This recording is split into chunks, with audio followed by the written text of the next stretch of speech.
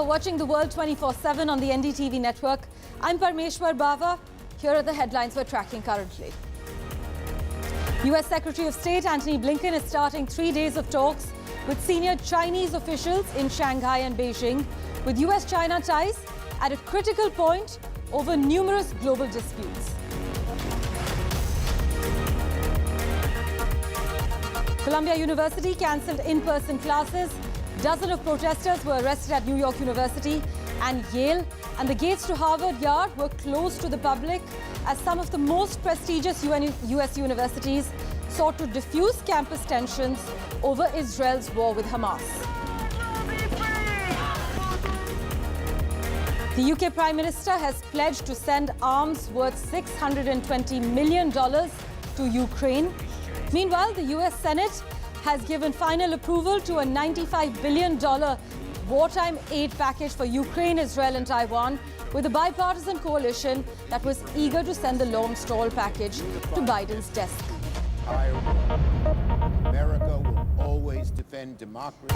NASA's Voyager 1 probe, the most distant man-made object in the universe, is returning usable information to ground control following months of spouting gibberish. This is what the US Space Agency has confirmed.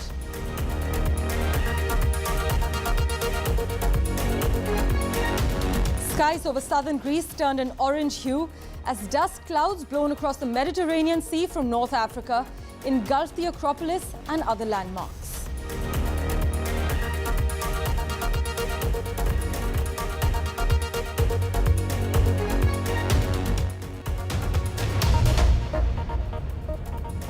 Well, a big focus, the US Secretary of State Antony Blinken is starting 3 days of talks with senior Chinese officials in Shanghai and then in Beijing this week, with US-China ties at a critical point over numerous global disputes. Now, Antony Blinken's 3-day trip starting today comes after the approval of a $61 billion aid package for Ukraine by the US House, and in the midst of fears in Western capitals that Chinese aid to Moscow for manufacturing of military hardware is ramping up. This is also Antony Blinken's second trip to China after a high-stakes diplomatic mission to cool US-China tensions in June last year, and he is expected to hold meetings with senior Chinese officials that includes Foreign Minister Wang Yi.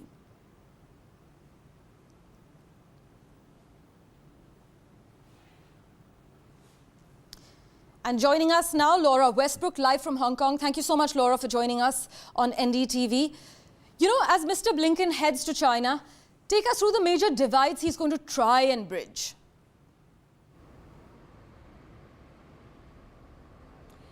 Yes, there has been some tough talk out of Beijing ahead of the visit by US Secretary of State Antony Blinken. Beijing really wanting to get its message out there ahead of that trip. We heard from the foreign ministry official who said that they wanted to make clear Beijing's stance on a number of issues, such as the South China Sea, where Beijing increasingly sees the US being in its backyard, for example, holding naval exercises, on the economy, as well as laying out its red lines, including Taiwan. Beijing is also very unhappy with US complaints of industrial overcapacity in manufacturing, particularly in these new energy industries. This foreign ministry official said that dismissed these allegations, calling them outright economic coercion and bullying. He also said that this behind it was an evil intention to suppress China's economic development. So ahead of these talks, we're really getting some tough talk out of Beijing, although they did say they want to also strengthen dialogue between these two superpowers. Right. Also, Laura, you know, hours before Blinken's touchdown, the Global Times has actually published an article that preempts that Blinken is going to come to issue an ultimatum to China. And China seems in no mood to give in to him, his requests, as they assert that they will not compromise on their core issues.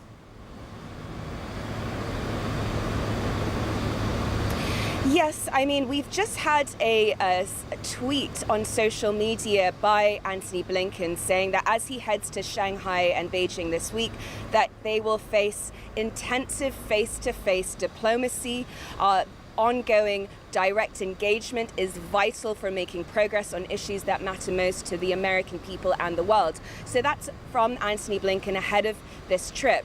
And the US is really framing this trip as part of efforts to maintain communication and channels of communication with China. And we have seen increased dialogue, especially in the last month, with US Treasury Secretary Janet Yellen's trip to China. There was also a phone call between President Xi Jinping and Joe Biden earlier this month that follows their meeting in San Francisco last year. And Antony Blinken will really have two key goals when he goes to China. The first of which is getting China on side and stopping Chinese companies providing support to Russia's war effort in Ukraine, and also de-escalating the growing conflict in the Middle East. Both of these areas, China has a growing influence, but really it is about maintaining dialogue on the part of the US. Blinken will also bring up some human rights issues as well. So it really will be about striking a delicate balance on both sides, with both sides looking to put forward their point of view. But the US has said that having candid conversation and maintaining these channels of communication is really something that it sees as being vital. In fact, Blinken has also said that China is Russia's primary contributor when it comes to industrial support for arms. I mean, from Russia and Ukraine to Israel, Iran, the broader Middle East, as well as the Indo-Pacific and trade issues, the US and China are on a series of collision courses that have sparked fears about military, strategic security, as well as international economic stability, Laura.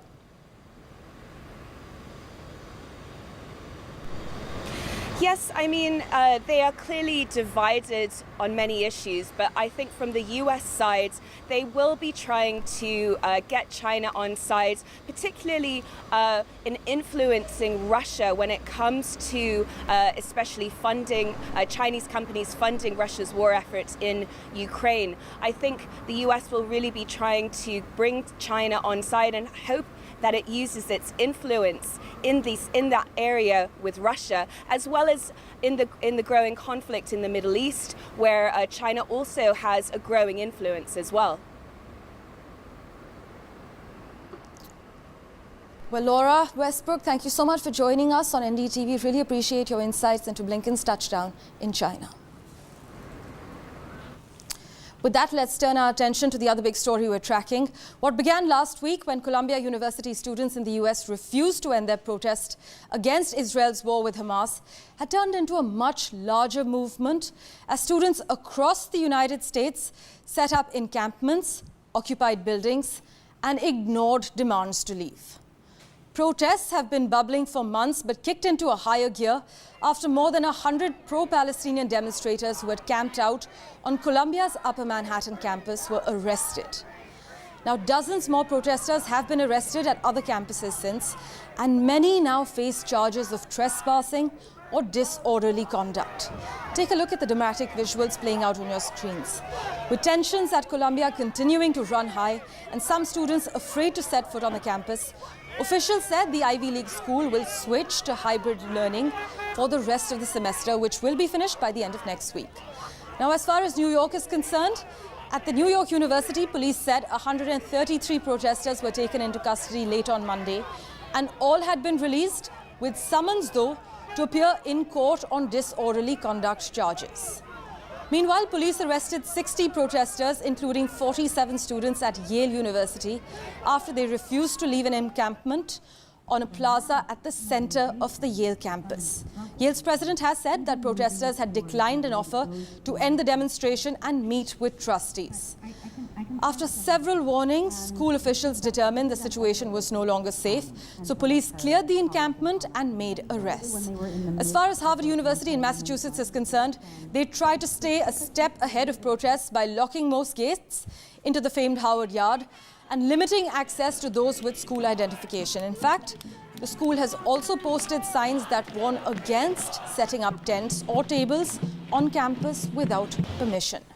But you know, since the war in Gaza began, Colleges and universities have struggled to balance safety with free speech rights and many long-tolerated protests, but now officials are doling out more heavy-handed discipline. College protests continue to expand in the U.S. ever since multiple pro-Palestinian protesters were arrested at Columbia University's campus for setting up encampment and calling the university to divest all academic and economic stakes in Israel. In support of those who were arrested at Columbia, student groups in many universities, including Yale and New York University, began their own demonstrations. In response, officials are monitoring the situation closely. On Monday, more than 100 NYPD officers entered NYU's encampment and made over 130 arrests, although an official number is yet to be tallied. The university said it had warned the crowd to leave and called the police after the scene became disorderly. New York City's Mayor Eric Adams said that the city is working closely with the school to mitigate the crisis. He also added that a police officer was assaulted during the NYU protest, but that the helmet he was wearing protected him. He called the protesters who want to exercise their right to free speech to refrain from any violence. Students at MIT and UC Berkeley also set up tents to protest against the Israel-Hamas war. Columbia made its classes virtual until the semester ended, and Harvard closed its doors to people unaffiliated with the university. With only a few weeks left of the semester, many universities are struggling to contain the protests and mitigate tensions on campuses. I'm Nandini Gupta reporting for NDTV from New York. In other news, the Lebanese group Hezbollah says it has launched drone attacks on Israeli bases in retaliation for the killing of one of its fighters, marking the deepest attack into Israeli territory since the Gaza war began. Now, Hezbollah launched a combined air attack using decoy and explosive drones that targeted two Israeli bases halfway between Acre and Nahariya. This is what the latest statement says.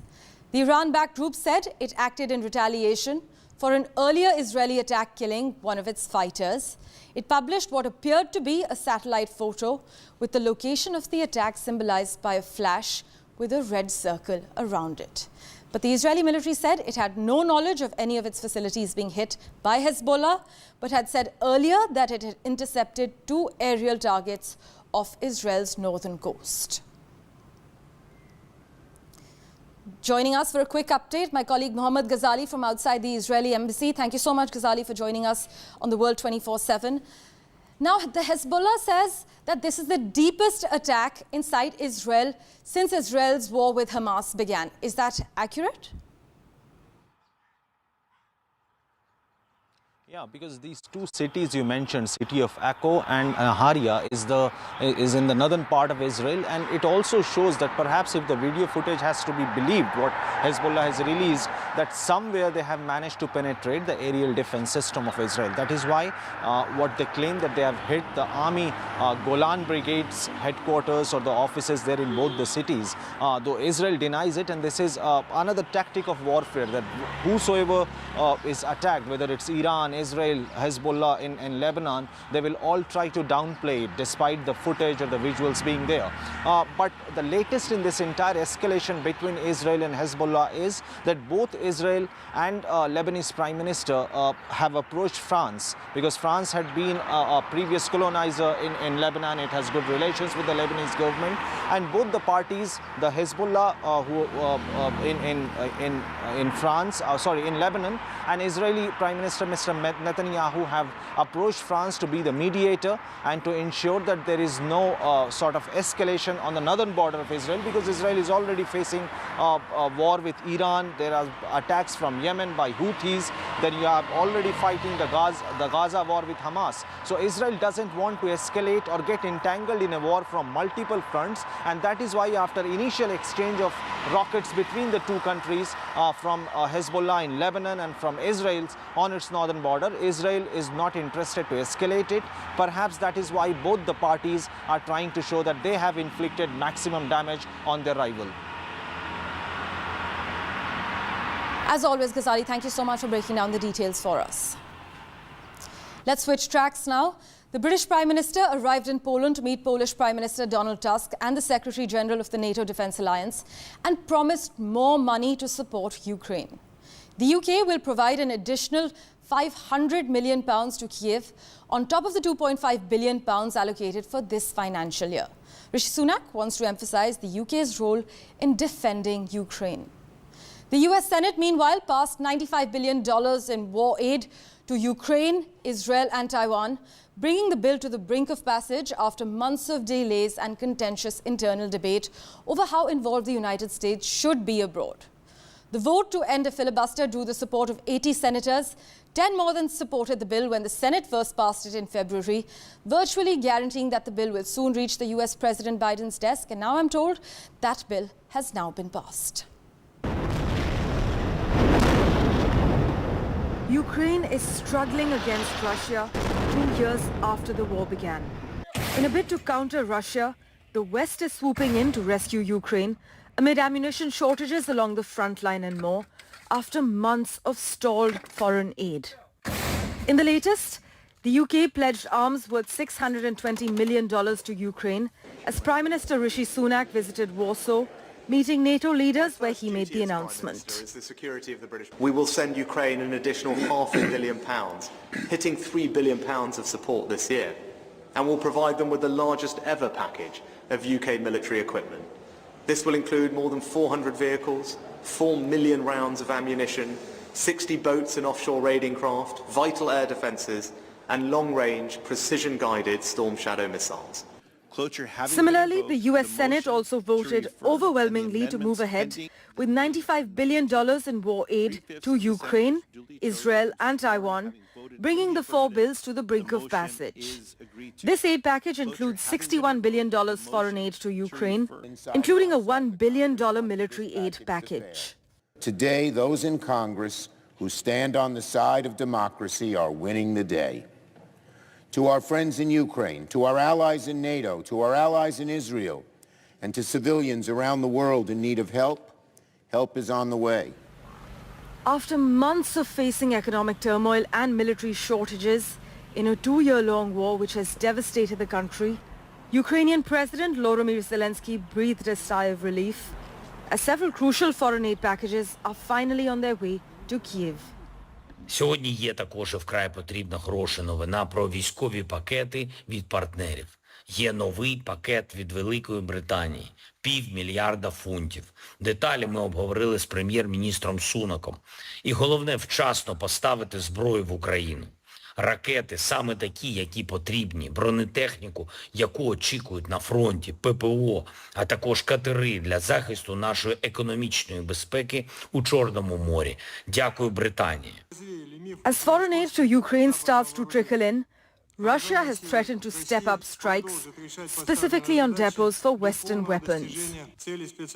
Соразмерно угрозам, создаваемым Соединенными Штатами и их союзниками, продолжим совершенствовать состав и структуру вооруженных сил, увеличивать выпуск наиболее востребованных образцов вооружения и военной техники. Повысим интенсивность ударов по логистическим центрам и базам хранения западного оружия. As the war rages on, only time will tell how this new batch of aid actually helps Ukraine. With Disha Bagchi, Parmeshwar Bava for NDTV. Let's turn our attention to the other story we're tracking. NASA's Voyager 1 phoned home from 15 billion miles away.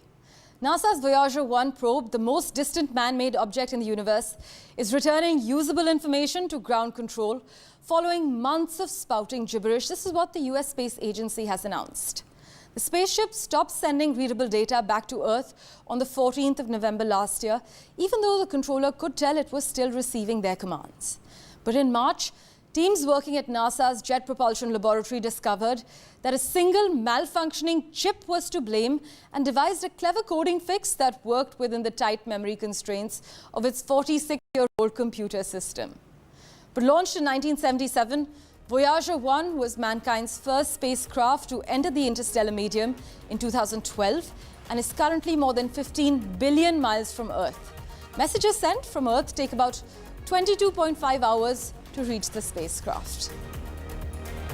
And switching tracks to Greece now, where skies over southern Greece turned an orange hue as dust clouds blown across the Mediterranean Sea from North Africa engulfed the Acropolis as well as other landmarks.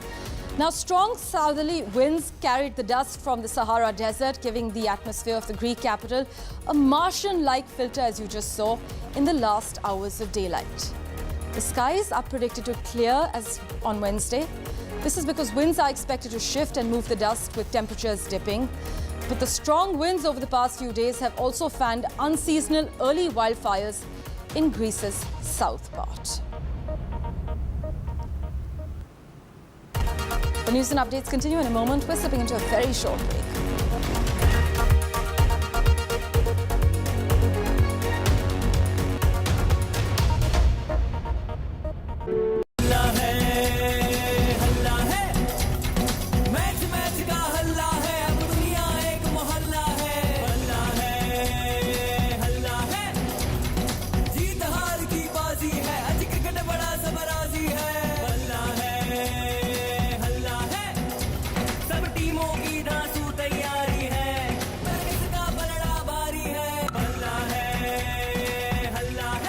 IPL का हल्ला बल्ला और सबसे शानदार coverage सिर्फ NDTV पर।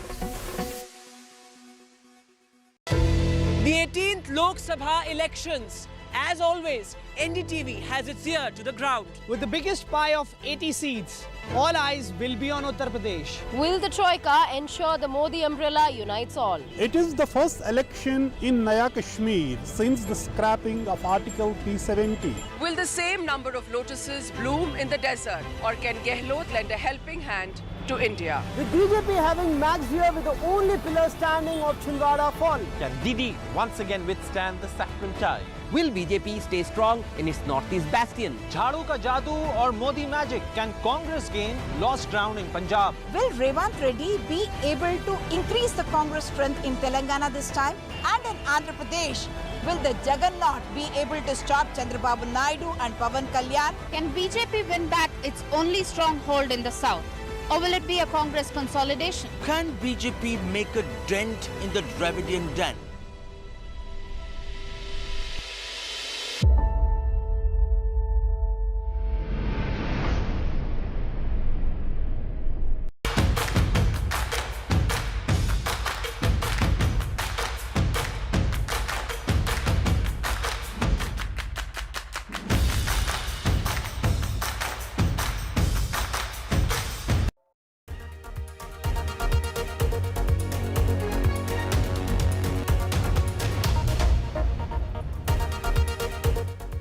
Welcome back. We have an extraordinary guest joining us on the show. Theoretical astrophysicist Priyamvada Natarajan is a leader in the efforts to map the universe's invisible contents, which is to say almost everything. Priyamvada Natarajan was featured in Time magazine's 2024 list of 100 most influential people. And as you know, the prestigious list includes global leaders, titans of industry, athletes, media superstars, and pioneers in creative fields. Ms. Natarajan says she's one of those people who are looking to understand and make sense of the grandest things in the universe, which luckily, given who we are and where we are technologically and scientifically, are actually comprehensible. Priyamvada Natarajan joins us on the World 24/7 at the moment. Thank you so much, Mr. Natarajan, for joining us live. At Yale, where she's a faculty member since 2000, Ms. Natarajan is a professor and chair of astronomy and professor of physics in Yale's Faculty of Arts and Sciences. First of all, ma'am, congratulations about the Time honor. I read that you suspected that the email from the magazine's editor might be spam when you initially received it? That's right. I was pretty stunned when I heard from them. You know, as a scientist, although I am a thought leader and I'm a sort of public intellectual, this is not something you actually anticipate at all. So when I heard from them, I thought something has to be wrong. Although I wrote to them saying, I'm super grateful and really stunned, but is this for real? So, yeah. Ma'am, but from Coimbatore to Cambridge to Yale, it's been an absolutely incredible journey for you. We know you grew up loving science and math, but what was your childhood like in India? Were you always fascinated with celestial, terrestrial, any kinds of maps? Yeah, so I was obsessed with maps since I was a young kid. So I would devour any atlases of any kind that were around. And I think there was this notion that I felt that being able to map something means that you can know it and you can understand it. So I was always so curious. And I don't mean curious as an euphemism for naughty. I was actually just genuinely curious. You can ask my mother that. And I was, of course, quite bookish. But I think that I was just devouring books. I grew up, I was very fortunate. As I often say, I won the birth lottery with my parents and my family. I grew up in a house full of books and enormous support and encouragement, both from my parents. And I had a wonderful educational experience in my schooling in India, and then I left for college. And I left only because I couldn't at the time. I left in the late 80s, where it was hard to get scholarships. You had to get a full scholarship to leave the country. But I left only because at that time, it was not possible to do research as an undergraduate.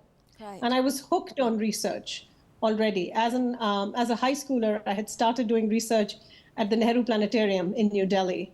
So I'm so grateful and excited and thrilled. I'm already in New York. The festivities start tomorrow. So I was sort of dashing from dinner to come and talk to you right now. Oh, thank you so much for making time for us. Ma'am, your work maps the invisible universe. If you could take our viewers through what that entails. So it turns out that some of the dominant components of our universe are actually invisible, as in they don't emit light directly, so you can't actually see them and study them like stars and galaxies that have visible light.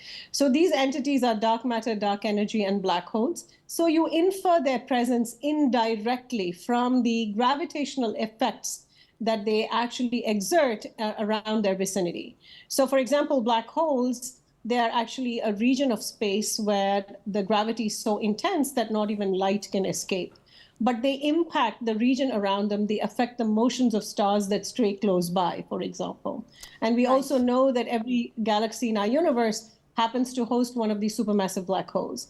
So we study indirectly from the effects. And similarly for dark matter, from the bending of light. So I've been involved in trying to develop the conceptual frameworks for how you would actually do that, how you would do this inference, how you would do this modeling. And of course, now over the last 10, 15 years, and specifically since last year, we have a fantastic data from space, from the Hubble Space Telescope, from the Chandra Space Telescope, and the James Webb Space Telescope. And in particular, I was super excited, right? As a theorist, I sort of make predictions. And so what is super exciting about science right now is that you can be alive, and in your lifetime, these predictions can be tested and validated. And of course, I'm super lucky that one was validated last year. Right, ma'am, as we wrap, if you could make one change to help women at work, what would it be? To persist, no matter what the odds are. Yeah. That's a great parting shot. Thank you so much, Ms. Rajan, for joining us on NDTV and making time for us. Oh. Well, thank you for investing your time and watching this edition of The World 24/7. We'll keep tracking the latest developments for you. Do stay tuned.